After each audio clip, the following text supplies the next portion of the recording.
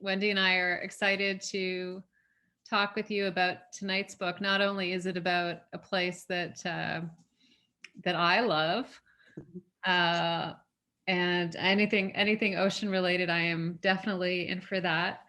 But this book also had some great recipes in it, and I'm curious to hear if anyone did any of the recipes. And we're going to talk a bit about some of the themes in the book, about what it might be like to just take off and live on a boat for 2 years. So I think this book was a fun distraction for those of us that have been locked down for 6 months. At any rate, the other thing I want to do just before we get into the discussion is we had started doing at our JourneyWoman meetings a land acknowledgement in April. And I want to continue doing that, especially in light of what has happened in recent weeks here in Canada with the residential schools. And I'm happy to share with you that I've just published a page on Indigenous history and culture, and I welcome your thoughts on it. But I think it's really important for us to recognize the land. And so I'm just going to do a very brief land acknowledgement, and then we're going to get right into things. I'm in Toronto, so every place is different, obviously.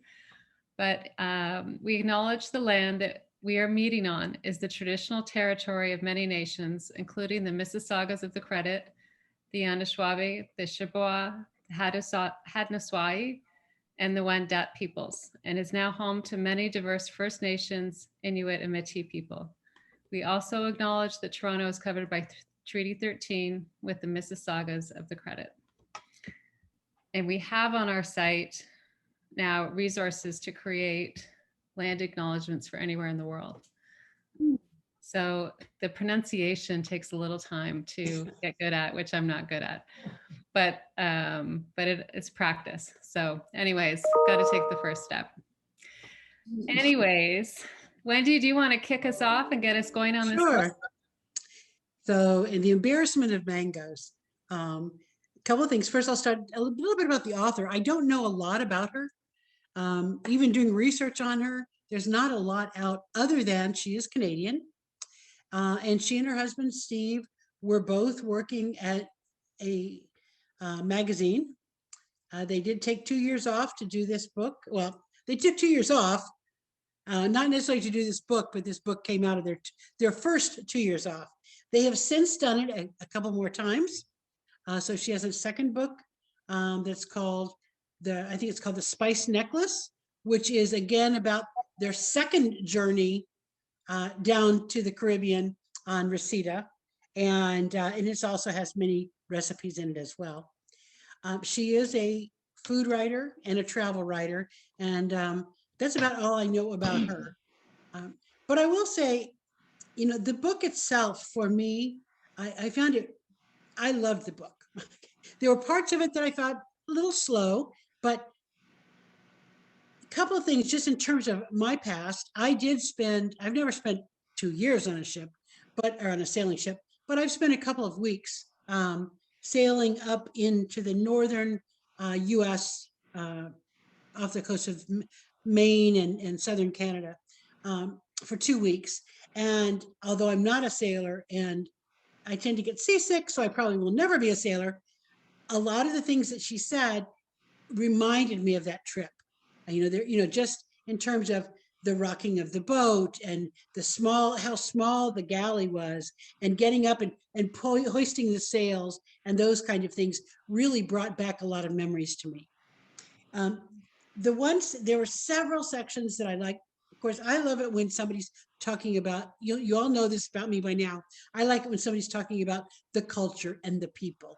And this book really did have lots of little snippets of different people, which I loved. But the one section I'm going to say that stuck out to me, there were several, but one that I thought I would read in terms of one that captured my attention, and mainly probably because I would see myself doing the same thing. And that is when she was fairly new to the boat, and they were sailing, and she was, oops, are you okay? Yes. Oh, okay, good. Hi, Jerry, you okay? Yes, I am. Okay. When she was assigned the task of listening to the weather station or to the weatherman. And I really appreciated that because I could see myself doing the same thing. I've been given a task. I need to make sure, the world, this boat depends on me to get the right information. And she says, when it came my turn, I start the tape in my little recorder so I can play back and transcribe Herb's advice afterwards. I can't take notes, concentrate on using the new radio, respond to Herb at the same time. I'm so nervous at first, the medium and the message, that I'm positively delish. One afternoon, I confused the days of the week. The next day, horror of horrors, I forgot to say thank you before signing off. But Krusty Herb always seems to have an uncanny ability to make the measure of the unknown person at the other end of the mic. As we waited and waited to leave Florida, and each day he announced there was no weather window, it was as though he could sense my nervousness and my need to get the crossing over. Relax, take advantage of the time, he told me one afternoon. Go shopping. Herb clearly has my number. And I mean, I know my personality that I would, if I was being given the task, find out about the weather, I would be so focused to make sure it was exactly right. The other thing I thought was interesting is that's in the beginning of the book. As the book goes on, yes, she does listen to him and she does work, rely on him because he seems to be the master of the weather. But as it goes on, that's no longer as important. As she's more comfortable, as both she and Steve are more comfortable with what they're doing, they really are able to just really relax, and she no longer relies on Herb so much. So anyway, so that's my thought. So who wants to go forward? What kind of parts, what do you like about the book? Give me a section or a paragraph or an idea.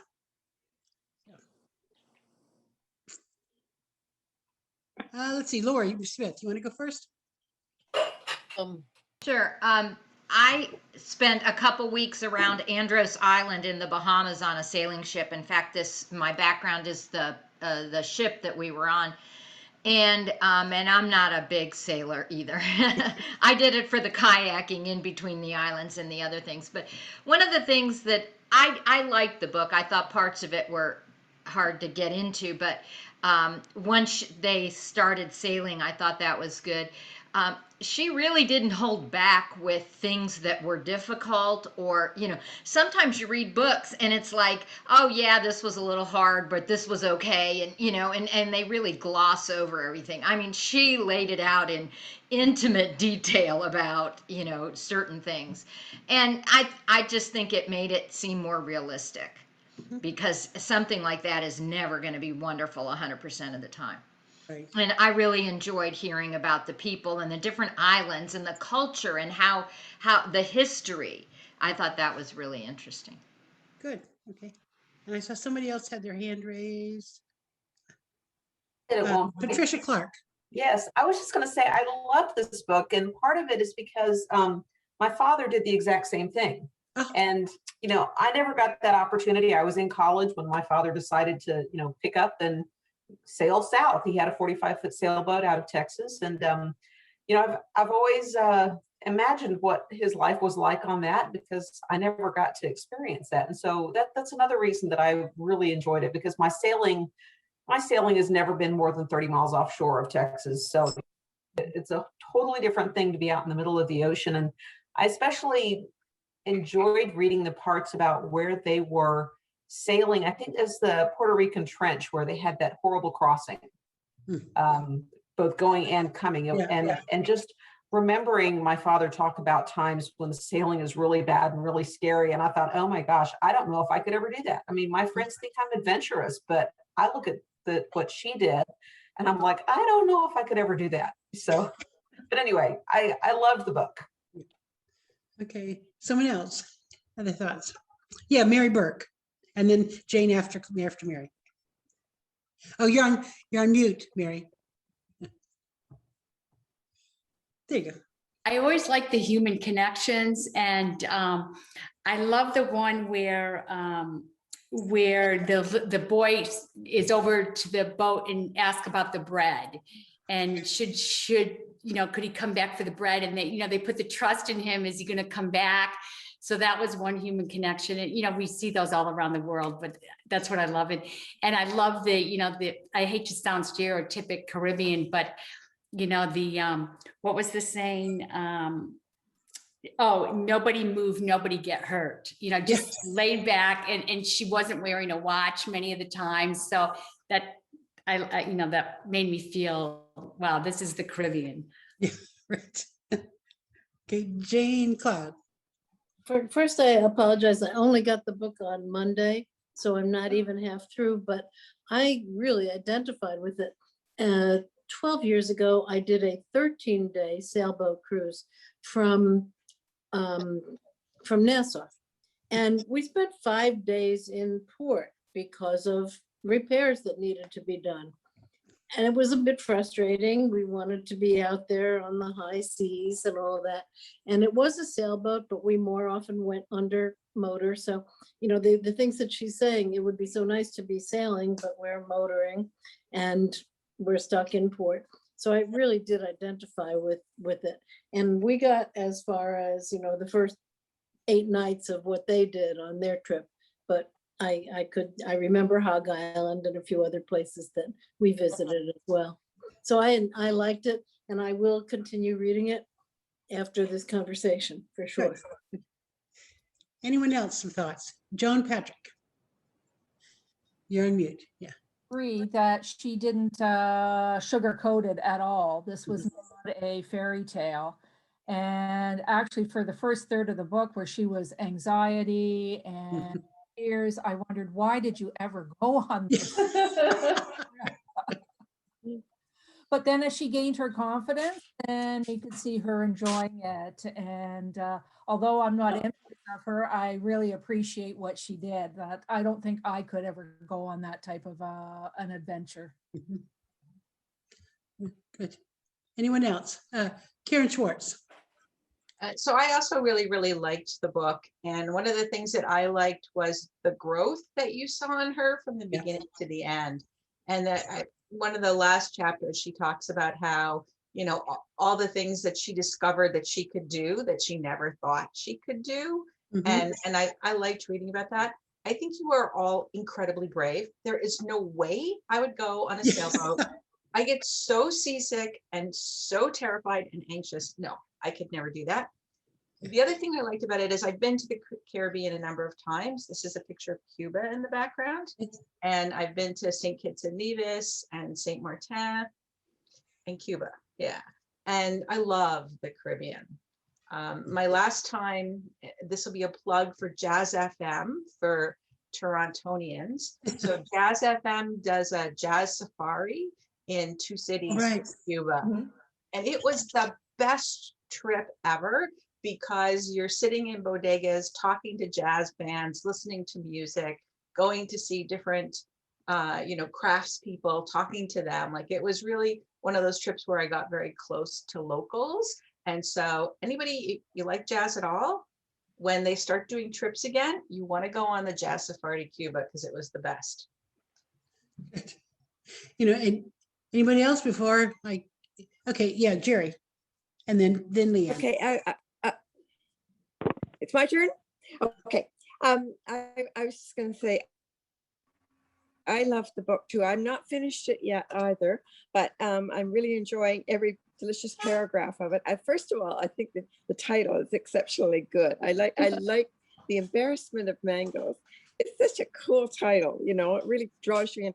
But I knew that tonight, the people who would be most enchanted with this book would probably be people who'd had an experience on the seas of one sort or another, or else hope to at some point. And mine, we do sail, but one of the great times that we had was a few years, 2 or 3 years ago, we took a sailing boat from Cartagena in Colombia to Panama. And that boat covers, it's a Caribbean trip through the Sandglass Islands, which are like the islands that she mentioned towards the beginning of the book, those small bits of paradise. And it was funny because she said there were 365 of the islands that were in this group of islands she passed through. And the Sandblast Islands, that's the number they use for that, 365. It's like one for each day of the year. Anyway, it's almost incredible because it's so beautiful. And everything is so simple, you know, like we go from this sailboat. There are 14 people on the boat, and then 3 crew people. One was a cook, and then the thing about it is that to go from Cartagena, or from Colombia rather, to Panama, you either have to fly or you take one of these sailing boats, unless you have your own. And so there were people from all around the world who were on this boat. There were only 14 of us, but very few of us spoke the same language. And so we all sort of muddled on through. And the first 36 hours of the cruise was really, really difficult, just like she talks about. So that I was able to, you know, like when she talked about those night sails and so on, really choppy waters. And I can remember being in the berth, because you'd sleep at night, and the captain, the one guy, he would just sail on through the night, and we were holding on to the edges of the skinny little mattress that we were given in this boat, just trying to keep ourselves from falling off the bed entirely. And then getting up in the morning, and it was just like the waves were just like in a movie. They were so high, it was scary. And then you came out the other side to paradise, and it was just amazing. Those Sandblast Islands, if you ever get a chance to go. And the other thing I liked about it that was similar to what I was reading in the book was the simplicity of all the things that they did during the day. Like it was just for them to go to the markets. They weren't markets like we have that are just like going on forever. They were just simple, maybe just a couple of stands and just a mound of fruit, whatever was available that day, or the fish. And I just like reveled in the simplicity of the whole thing. I loved it. Good. Thank you for suggesting the book, whoever did it. It was good. And Leanne, did you have something? Oh, you're on mute. There we go. Hi, my name's Leanne. This is my first time to your book. Oh, welcome. I actually originally grew up in Australia, and now I live in Los Angeles. So the thing I really enjoyed about the book was when they'd get to different places, they would really immerse themselves in the life there. Mm-hmm. And I really enjoyed that. I've been to a few different places. I've been to Uganda and to China and to Fiji, as well as Australia and a bunch of New Zealand, a bunch of places like that. And I always found that really wonderful to just go shopping like the people. And, you know, I mean, of course, they didn't live like the people because they lived in a boat, but they became one of the people. And that's how I think they made their memories. Even in the last chapter, just before he left, they talk about when they went back and they went to some of these places that they loved and they maybe changed, but it's because they really made it home every step. And I like the part, particularly when they were in Granada and they became really close to that family with Dingus and Janelle. Mm-hmm. And that how she just let, even though she was a great cook, she just humbly let the lady teach her things and different methods of cooking, and how they just embraced their family and they embraced them into it, even when they returned on their trip later. And I really enjoyed that. I just enjoyed that. I mean, the sailing part was all right. It wasn't so interesting to me just because I'm not a sailor. I mean, I've been on ferries and to Catalina or around Australia a little bit, but I enjoyed their interactions on the different places, the different islands, and also just how different those islands were. You'd think they would be, I've never been to the Caribbean yet, but you kind of think of it as kind of the same, just different spots, but each island, each little country seems so different. Yep. Okay. Thank you. Anyone else? Otherwise, we'll go into one of the questions that I think a couple of us have referred to, and that is there's kind of two parallels in the book. There's the physical journey from Toronto to the Caribbean and back, and then there's also the one about the change, what kind of changes did she make on that journey? It's about one basic change, like quitting her job, heading south for the sailboat. Was a pebble dropped in the pool, spreading ripples, or how did Anne change as the book proceeds? And does the narrator express that change? So what are some things we saw in terms of Anne changing throughout the journey? Now, one thing I said was she's not as nervous about the weather anymore, but what are some other things we saw in terms of her changing? Yeah, Gloria. She was a really driven, career-focused woman, and maybe wasn't enjoying her life as much as she could have been or wanted to. And then throughout this journey, she learned that that's not really what she wanted. She wanted what she was getting out of this trip. She wanted to spend time with her husband. She wanted to enjoy nature and so on and so forth. So it does make you wonder about, what are you focusing on that really maybe isn't so important? When you just said that, Gloria, it made me think about something. You know how I said in the beginning, she was so focused on her task of the weather? Well, that's probably still because she was still in that mindset of work, right? And so she had a task, she had to do it. But as the book goes on, that kind of need to be so specifically task-oriented really changes with her. Yeah. What are some other ways we saw her change?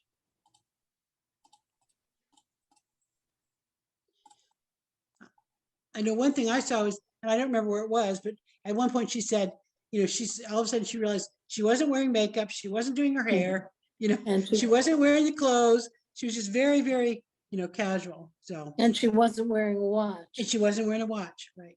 Sounds like COVID. Yeah, right. What advice would you give to somebody who's contemplating something, who wants to do this? And have you ever contemplated doing something like this, whether it's sailing or going just on a trip for a couple of years? What are your thoughts? Yes, go. Yeah. Yeah. I liked at the very beginning how she talked about how she was in a position to be able to do it. She has no children. Her parents were still young enough that she didn't have to worry about her parents. And so often I think so many of us get stuck in responsibilities at home and just can't break away. And so, I would love to get to the point that I could break away and be able to do something like that, but it's not right now. Mary Catherine. Oh, well, she was lucky that she had a husband that, was a competent sailor. Yeah. And, it's sort of hard to consider doing it by yourself, although there are women who sail around the world by themselves. Mm-hmm. I have an advice for all of you who get seasick, and that's your deterrent. Do you know about sea bands? Mm. They're elasticized bands that go around your wrist, and a little plastic knob pressed against the acupressure point for nausea. Yeah. And I always had seasickness, and I find them to be great. I haven't tried them yet, but I think I will. Yeah. Not entirely analogous, but when I graduated from graduate school, I applied to the Foreign Service, but I'm an only child and my mom was just too fearful, and I didn't go forward with it. I wish I had. That was what, 25 years ago. Back then, going across the world was much different than it is now, with email and Zoom calls. So I didn't do it, but I wish I had. And I'm now finally in a position that I can do that. I mean, I work remotely. I have paid off all my bills. I'm, financially free. But my health doesn't let me do that. I need to be closer to good medical care. So, there's always this something that was in the way. But I think there's still that I still have the plans to do some of it. It's just not going to be for long periods of time. So, but I think one of the things that they did is they planned for it. financially, they made a plan. They were very frugal. In fact, I just read a blog from a student, ex-student of mine. She and her husband have sold their businesses, are selling their house, are selling all their belongings, and are going to take off for 3 years of travel with their 2 young children. So, but they have intentionally spent the last few years preparing and getting financially secure and putting money in the bank and getting everything ready so they can do that. So and they're young. They're like, I don't know, she's maybe 30. So I envy them for doing that at this age. But in today's world, we have that kind of flexibility for those of us who work remotely. So yeah, Wendy, I'm planning to do that as soon as I can. I think you all might have read, I downsized, got rid of everything, and I'm basically waiting for the border to open.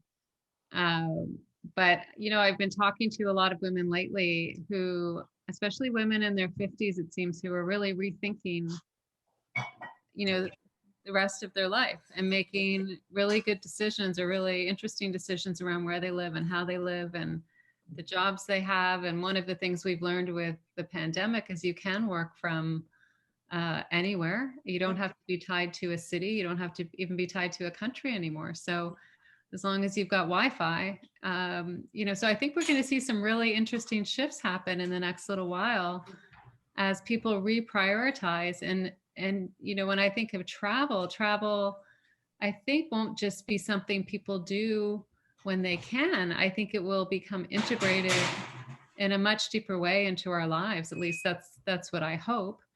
And that's certainly my plan, is to take my backpack and go as soon as I can. So, well, I know pre-COVID, the year before COVID, I spent 6 months in Germany and in Europe, and I was working remotely.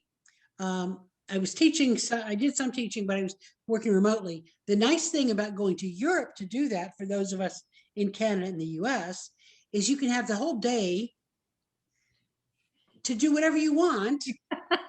And you get back, at 6 o'clock at night, you get back to your hotel, or 4 o'clock at night, you go back, and you can work until, a good 6 hours or so, and you can still put in a full day's work. You're just doing it at the evening, and you have your whole day free to tour. So that was a lovely way to spend the pre-COVID 6 months. So you had coffee until like noon? Was that generally? I mean, I would sleep in, get up, go to a little coffee shop, pull up my computer, log in, and it was great. Sounds good to me. Yeah.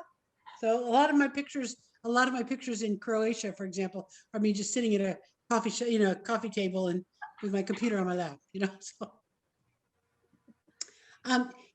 Some people, yes, Jane. Well, getting back to taking a sailing trip like this, I read something just recently, and it was, I don't even remember the exact phrase, but it was something that said, at this age, if you get down on the floor, you have to have a plan for getting up again. And that's where I am now. That's right. A sailboat trip isn't going to do it. Yeah, that's true. That's true. One of the things, what do you think was more difficult for Ann, making the decision to go or making the decision to come back? Thoughts on that? Oh, I think it was more difficult to come back. It was such a culture shock. Having to work again, and I imagine dealing with the winter would be really hard. Yeah. Yeah. I think there was a lot of angst in terms of getting ready to go and all the unknowns, but the difference is that was the angst of the unknown. Mm-hmm. Coming back was the angst of the known. Mm-hmm. And it's a totally different, way of looking at things. Once you have experienced it, now you know what you're coming back to.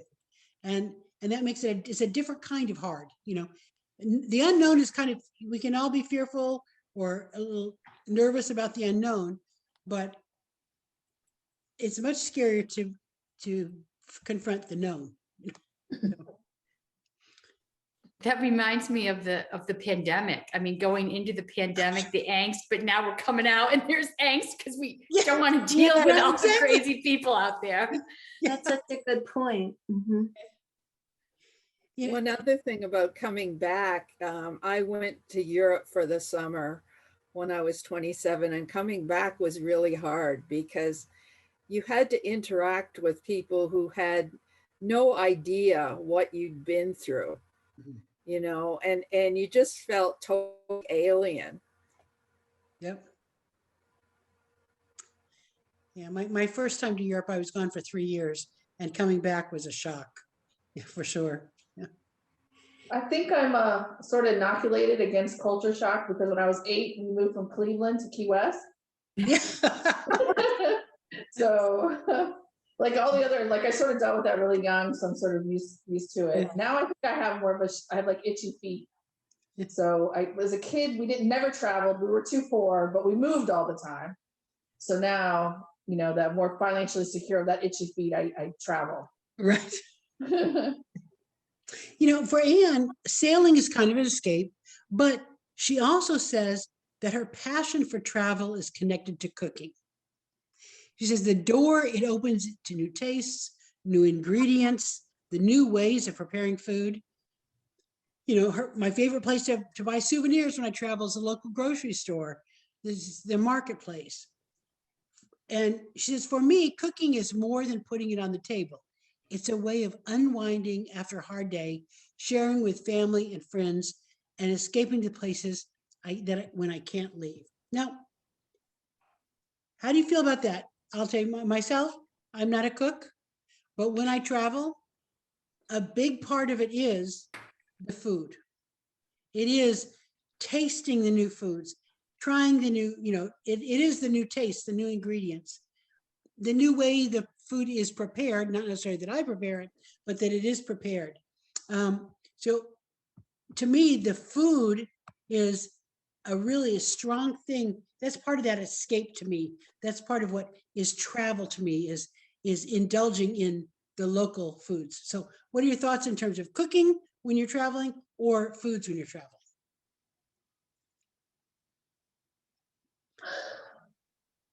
Yeah, Nicole. I love to eat. Yeah, I'm like you. I don't really cook ever when I'm home.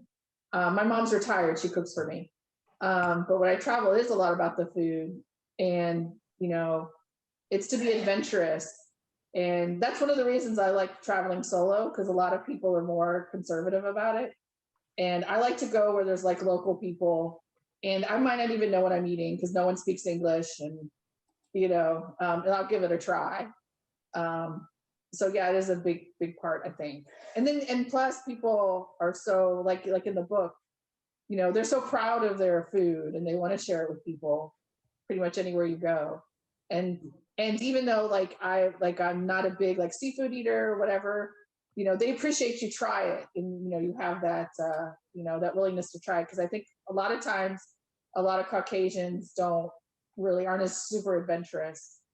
And they sort of are stuck in, you know, more food that they're familiar with. And one of the things that she talked about in the book was lobster. And I know when I went with my brother to Belize a couple of years ago, eating the lobster right in there on the beach where it's grilled on the grill, and it's just wonderful. But that's part of the experience of being there. It's not necessarily going fine dining. It's going to that barbecue grill where the lobster's taken fresh from the sea, stuck on the grill and cooked for you. So I think, Patricia, you had something. Yeah. I was going to say, I really admire the way she was able to cook so well in a ship's galley, in a sailboat's galley. If you've ever been in a sailboat galley, it's about the size of my desk. I'm sitting here at my, right. It's tiny, tiny, tiny. And the sink is about the size of a pot, you know? So I'm totally impressed that she was able to actually cook well on the boat. And clearly she had an understanding of cooking and the concepts behind cooking. So she could say, well, this is a root vegetable similar to a potato, so I can do the following with it. You know, so she did a lot of experimenting as well. Joan, did you have something to add? say I've been on 2 cooking vacations, one to Italy and France. And obviously the food is a big part of that, going to the markets, going to the farms, meeting the locals, that having the local cuisine. It's not the Michelin star restaurants, it's eating the locals. And it's a real passion of mine. So you did Italy, and where else have you been? France. France. Oh, nice. That's been on my radar, is to do a cooking vacation. So, yes, Jane Cobb. I like to do culinary walking tours, and I will just put in a little plug for culinary backstreets, but that's not where I was going. I liked her cooking and her interest in the local foods. I have once spent a day going back and forth between 2 different places, trying the conch salads in either place and the cracked conch, which she had early on, to see which one we liked. And my friend liked the one that he started with, and I liked the one I started with, but it's all good. Nassau is very good for conch. Dina. That's one of the things that 3 times. Oh, you Dina. And you went. Whoops, am I muted? You know, you're not muted, but you just went out for a minute. So start over again, please. Yeah. Oh, okay. Let's see. Oh, I see. There we go. My son has lived in Japan for 12 years now, and 3 times I've gone to visit, and the last 2 times I stayed for quite a long time. I stayed as long as my visa would let me be there as a guest. And he was working, so I got to go to the markets, and I don't read Japanese and or speak enough to figure things out, but it was so much fun to buy food and bring it home and then try to cook. And it was just wonderful. And then of course you get to go out too. And then when I come home, I felt that same sort of like, oh, what will this is boring food now. You know,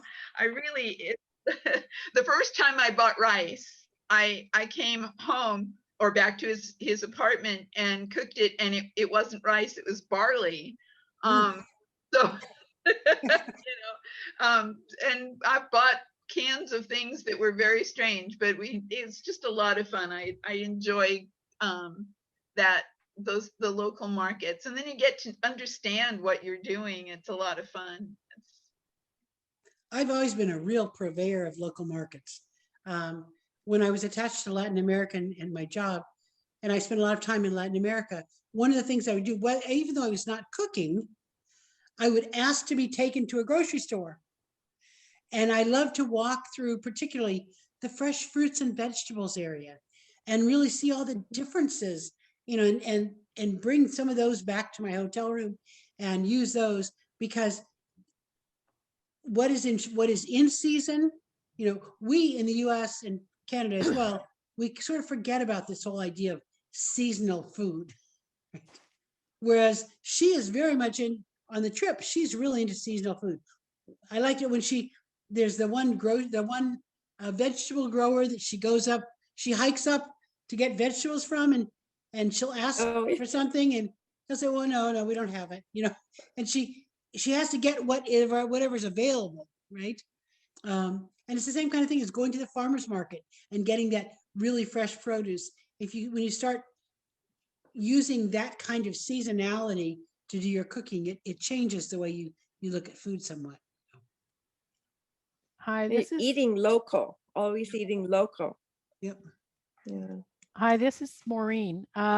I've spent quite a bit of time in the Caribbean, and actually looking on that map, I've been to most of the Leeward and the Windward Islands, and was fortunate that I had family living in Montserrat for a period of time. So I used to go down for a couple of weeks, 2 or 3 times a year for a period.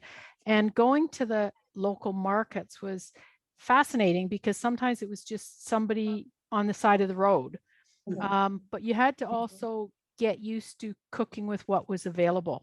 So if the fruit boats hadn't come in or the other ships hadn't come in, you might not get milk for a couple of days, or you might not have certain foods. And so even things like the flour was heavier. So cooking was very different because the texture of certain ingredients was quite different. And the other thing, when we used to go on hikes, we would come across fruit trees. And I remember one time picking oranges, and we used to think that, oh, these are ugly oranges. And we're so used to in North America having these perfectly shaped, certain color of orange. And we used to sort of joke that if you marketed them as ugly oranges, they would sell wonderfully. But the taste of the local fresh food was so different. And then as somebody else was saying, it's like you come back and things at home are boring but you just have to adapt all the time. Yeah, thanks, Maureen. And yeah, that whole idea of, I remember that in terms of bananas, for example, in Latin America, where such a variety of bananas down there. And here we only have one or two types. And they're so flavorful. And here they're just kind of, they're bananas, but down there they were full of flavor. So. We also pay so much for food here compared to other countries. Yeah. I mean, I remember the last time I was in Spain, I think 10 euros bought I couldn't believe it was correct. Yeah. And same with wine and everything. It's so expensive for us to live here and eat the way we do. So another incentive to travel, right? Yeah. So that finishes up the questions. What are some other thoughts people have? Just general comments about the book. Before we turn it back over to Carolyn. I had a comment. I didn't get very far into the book because I was sort of busy this week and this month, and it was hard to get into. But Lori, you inspired me. What you said about how she gave a real fair picture to get back into it. Yeah. Because having lived in the sort of the American Caribbean, Keys, everybody's like, oh my gosh, that's an island paradise. It must have been perfect. Oh, wow, wonderful. And a lot of it was idealistic, growing up there. Like, talking about stone crabs. I would go with my father and we would go stone crabbing for my grandmother's restaurant. And you're talking about lobsters. I didn't like lobsters, but we would catch them fresh and I would feed them to my dog.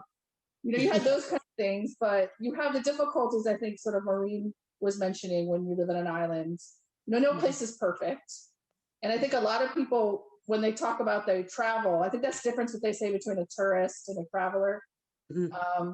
They go and it's like, well, you're on vacation and you're pretty wealthy. So that's always going to be fabulous. So wherever you go, they have this, they don't really have a good view of other places. No place is perfect, So that's going to get me back in the book, Lori. So thank you for. Well, and one of the things also that I think was very interesting is that clearly she saw a lot of poverty, and she didn't gloss over that either. She just kind of told it like it was. It was just very straightforward. And I think, that kind of honesty really spoke a lot in terms of the book itself, what she saw and felt. Before I read the book, I had no interest in going to the Caribbean. And especially the Dominican Republic, it's just a place where everybody goes to resorts, right? But she made it interesting, and I'd like to go there. I will tell you, Mary, the Dominican Republic, in my mind, has the best beaches in the entire world. Oh, great. It's just, the sand is like silk. It's just beautiful. And in Dominican Republic also, she was talking about Presidente beer, which is it's a very nice beer, by the way, for those of you who are beer drinkers. I would love to know if anyone has travel tips about the Caribbean, because you just made me think of Dominican. I went to a place called 27 Waterfalls where you could jump from one waterfall to the next. Has anyone ever done that? We went in the dry season, so I don't think we did all 27, but it was just you wore helmets and life jackets and things, but it was that to me was the best part of the Dominican, was being able to go to the waterfalls. Does anyone have tips about other places they've been to in the Caribbean that we could share with each other? Well, when I was in Venezuela, we took you can hire a boat for a day to take you out into the little islands around.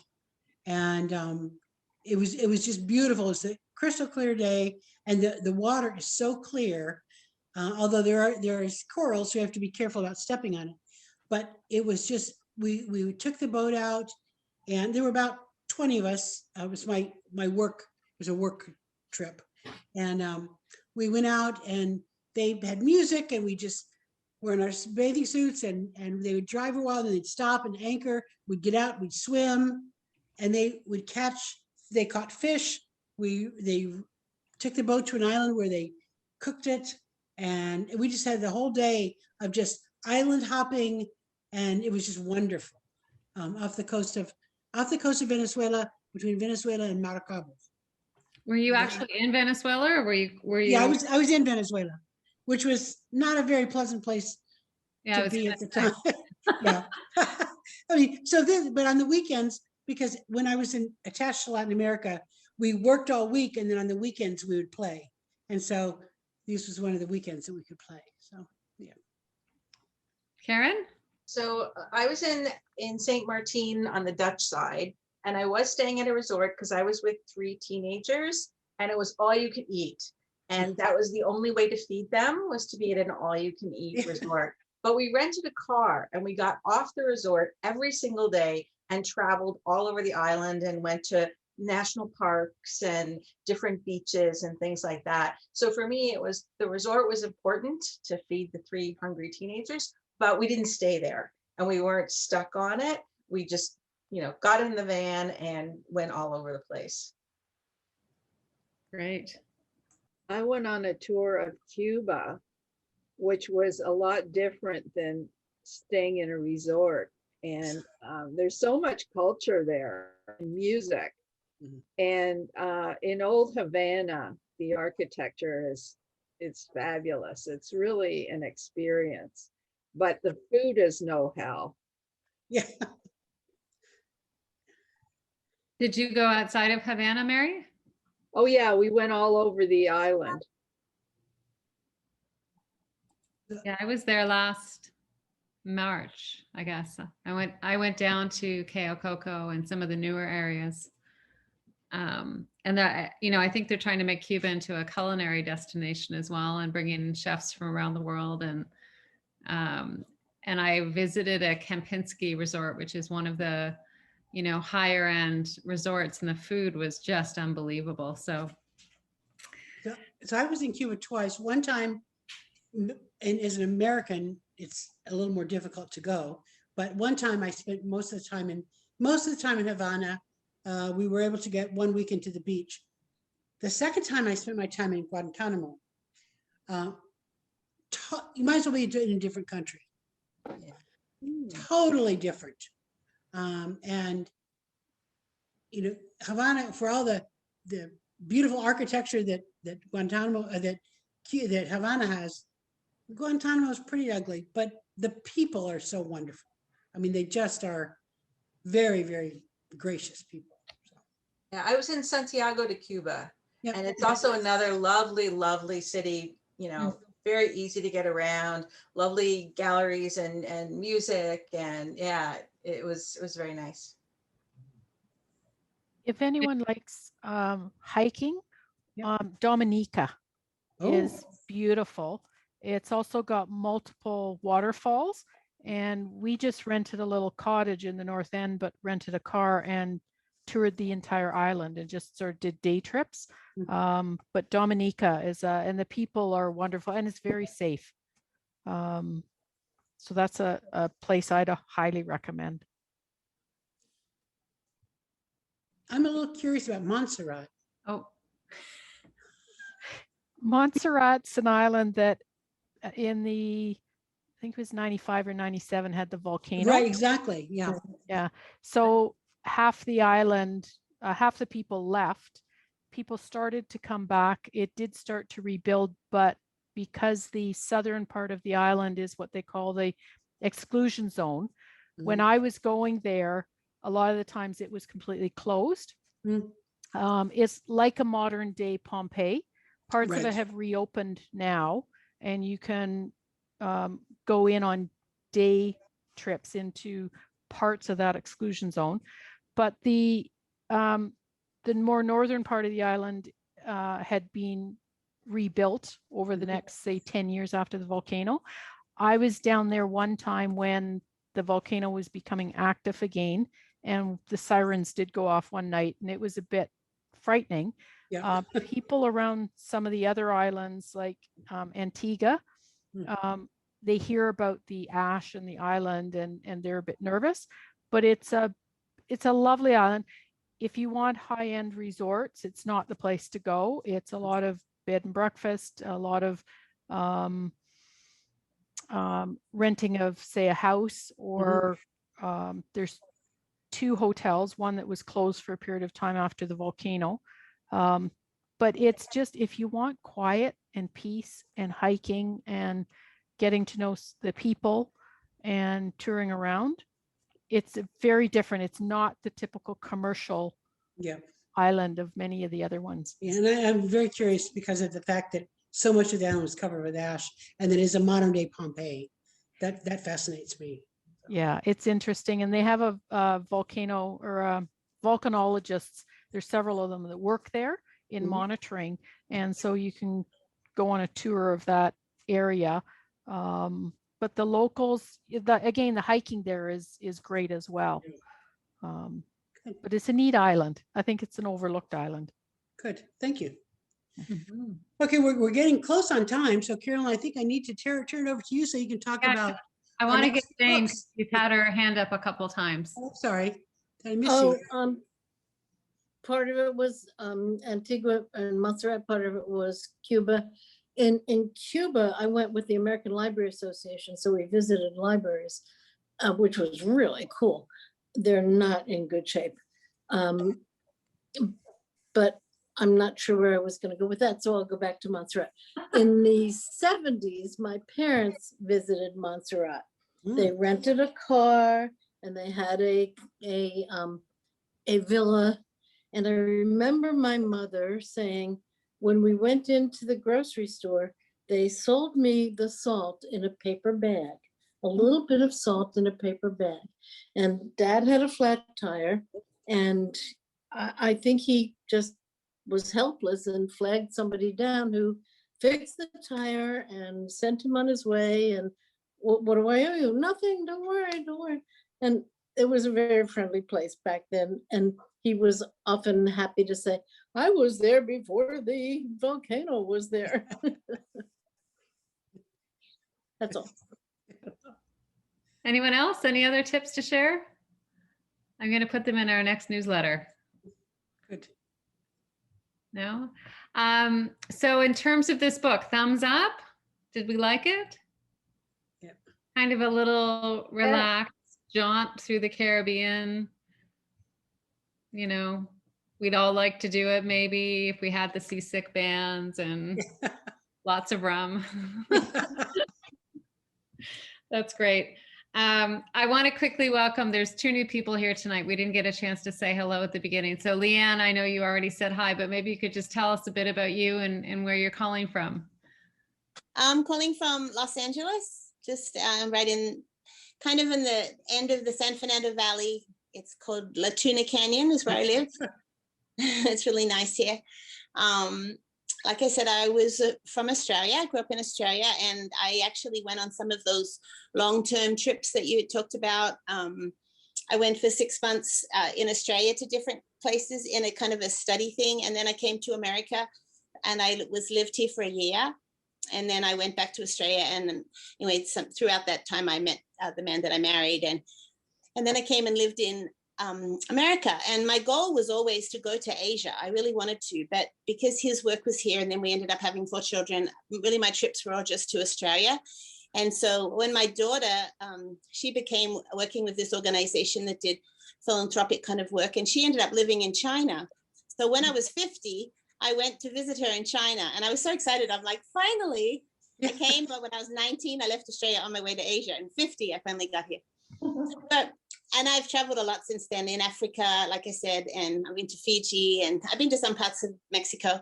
My daughter just married a man from Kenya, and next year they're going to go and spend a year there. So I said to her, yeah, it's okay with you that I come and stay a few months, right? So they've already bought an apartment over there, and they're going to, but they're going to do some traveling. So I'll come when they do some traveling. It's really great to travel with a local, you know, because he's from Kenya. So, I mean, he hasn't lived there for like 20 years, but he still travels every year, and he knows the land. So, yeah. That's why we have kids, right? I mean, it's so really go stay with them. It's an excuse to visit them, yeah. And then I went to visit Polly, my daughter, in Perth, which is the very furthest city in Australia, which I had never been to. So I was thankful to just the opportunities to visit her at different places. So I'm looking forward to, I'm just 59 now, but I'm looking forward to much traveling in my future. Australia still is just opening up, and other places too, but as soon as I especially want to go to Italy and to the whole of Europe, really, all over Europe, to Ireland, and I would like to go to some of those places. Somebody mentioned Croatia. Croatia is a place I wanted to go to, so beautiful, and Georgia, and even India. So I've got a lot of places I still want to see. So hopefully my body will be out for all this travel. I just got my knee replaced, so I'm ready for the second part of my life. Well, welcome to the book club. I'm glad to have you. Thank you. I think the other new person was Kathy. I'm going to put you on the spot. We've been exchanging notes this whole time, but we have. Welcome. So I landed on this group, and I didn't realize it was a book club. I was going, oh my Lord, I'll just be graceful and stay and listen. Hope nobody asks me anything. But I loved, I can't remember how I picked up on this group, but I loved it. I really enjoyed it. And I want to read the book. And the travel and the recipes is right up my alley. As for kids making you travel, yeah, not me so much. So my one daughter lives down the hall from me in my house, and the other is about 7 minutes away from me. So they're not taking me anywhere spectacular. So I live in Southampton, Ontario, which is, I think there's some other Canadians here. I kind of picked up on that. Yeah. So, but I'm from a little town called Atikokan, which is in the most northern part of Ontario. And so I've traveled lots in Canada, lived all over Canada. As a much younger person, I was in many places in Europe, but the last number of years, it's been mostly go south, lay on a beach, read a book kind of travel. But I very much wanted to do this other kind of travel. And what Leanne, you were just mentioning, that, you know, that kind of get into the culture. I've really wanted to do that. And of course, at the moment, I really wanted to do that. COVID hit. And so I've been sort of sitting here like everybody, right? And not being able to do too much. So I'm a little, because I'm on my own too, I'm a little nervous about traveling alone. Well, I'm not a little, I'm a lot nervous about traveling alone. So I do want to go and do some of those more adventurous trips than just sitting in a resort with a Mai Tai on the beach and a book. Although that's wonderful, it has its place. So I do want to do all those other kind of things. I'm just a little nervous about doing it, to be completely honest. So I'm quite envious of those of you who've been so brave and you go to all these places. I'm thinking, I want to do that, but I don't know how really, and I don't know when, and I just don't know how to make it happen, I guess, sort of, right? So yeah, so that's just a little bit about me. Well, Kathy, welcome to the group. And as you know, or as you may not know, it's not necessarily a requirement that you have read the book to be in the book club. So that's fine. So, you know, we welcome anyone. We welcome anyone to come. And in terms of getting that courage to travel solo, stay with JourneyWoman. We have lots and lots of ideas for that. Awesome. Good. And Maureen, who has such an interesting spelling of your name. I love it. Oh, yes, thank you. My mother's name is Irene, so my parents spelled the end of my name to be the same, even though I've got Irish and Scottish background. So I'm in Toronto. I just recently retired April of last year after 32 years in oncology nursing. And so I was very fortunate when I was young. My parents always valued travel as part of education and had taken us to Europe for a month when I was about 14. And I think that created a bit of the travel bug. And then through work, I also was very fortunate that I was able to travel through nursing and teaching, and to Singapore and also to the Middle East. And then the other travel, probably in the last 10 to 15, even 20 years, I wanted to separate going to a place related to work and extending time and traveling to just having pure vacations. So it's, I've been very fortunate and lucky, and some things I've planned for. It's interesting when people talk about some of the things that they had wished they had done. I always look back and knew people that after university had gone to Europe for 6 months. And I've always tried to live without regrets. And that was one regret. So, but I have to say I've been fortunate to have done other kinds of travel and done other things. So it's, and I guess if it was really a regret, I would have done it. But I love travel, and my mother is 93, so I'm not able to travel as much right now, and that's fine. And at some point I'll start extended traveling again. So well, welcome, Maureen. Welcome. Thank Good you. to have you aboard. Thank you. And Lori, you said you were kind of new.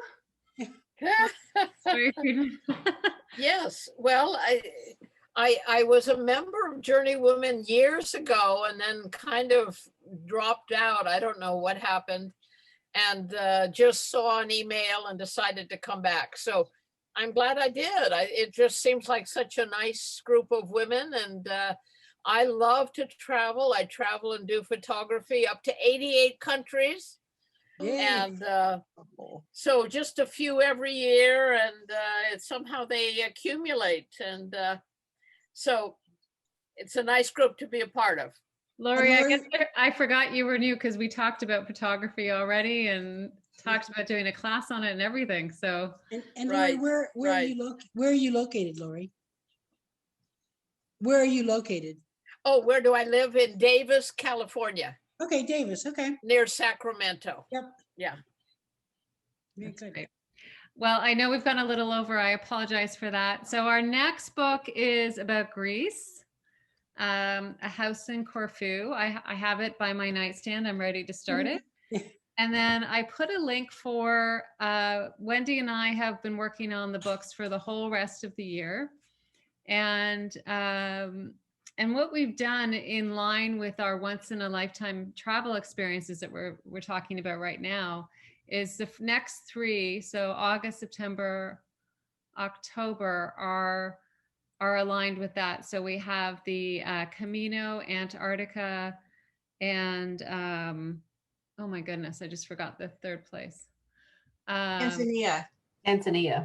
Africa. Yes, thank you. And then we've got two more. And so these books are all recommended by you. And what we try to do is make sure they're available in every format and in every country so that everyone can access them. We are going to do another subscription box for the three that are coming up, which we'll be announcing soon. And there's some special treats in there as well that will be part of that subscription box. And I just wanted to mention we have a community call on Friday morning. If you'd like to join us, we're going to be talking about budgeting for travel in the future. And next week's once in a lifetime call is about safaris in Africa. So these are calls where we're looking for people who have been, so we can hear from them. And then we're looking for people who want to go, who have questions, and we're kind of bringing the two together. So it's a little bit different. It's not an expert webinar, although I think anyone who's been somewhere, we want to hear the honest, practical advice. So we're doing those all through the summer every week. So what day is next Wednesday at 8 p.m. Eastern, same time as this. Carolyn, I haven't seen emails. about those events. Have you sent them out? Yes, I can resend it to you if you'd like. Yeah, and I put the Eventbrite link up, or just go to our website, and it's Once in a Lifetime Experiences is right on the homepage. Okay. And we just redid our website, so I'd love to know what you think, because we wanted to make it easier to find things. And there's a search bar at the top, and we're trying to, I'm trying to make things a little more searchable as well. And we've got a safety page now, and a COVID page, and a travel ready page, and as I mentioned at the beginning, an Indigenous history page too. So trying to pull it all together. You're doing a great job. It's awesome. Thanks for all your hard work. It's really good. Oh, thank you, Mary. No, it's my pleasure. So anyways, we'll let you go and have a glass of rum or plantains or whatever you might like to make now that you're all in the spirit of the Caribbean. And we'll see you next month in Greece. Yes. Okay. Thank you. Bye. Bye-bye. Bye-bye.